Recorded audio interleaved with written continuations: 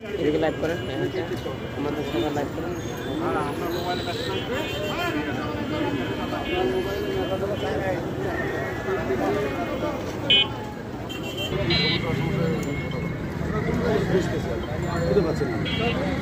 আমার গাড়ির কাগজ আমাকে পীরগঞ্জ থেকে সেতাবগঞ্জ যাচ্ছিলাম, আমাকে স্যারেরা আটকাইছিল। আমার গাড়ির কাগজ অ্যান্ড ড্রাইভিং লাইসেন্স দেখার জন্য চেক করলো, তো আমার সব কাগজই সব ওকে ছিল, তো আমাকে ছেড়ে দিল।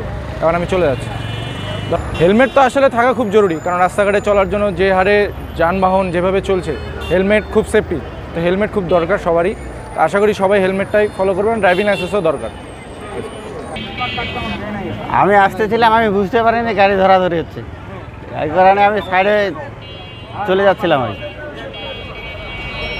তো গাড়িটাই নতুন কিনলাম, আমার কাছে তো এই মুহূর্তে কিছু নেই, কোনো কাগজ নেই। হেলমেট আমার আছে বাসায়, আমি আনিনি। তো আইন তো এটা মানে না, এটা কি আইনের কাজ?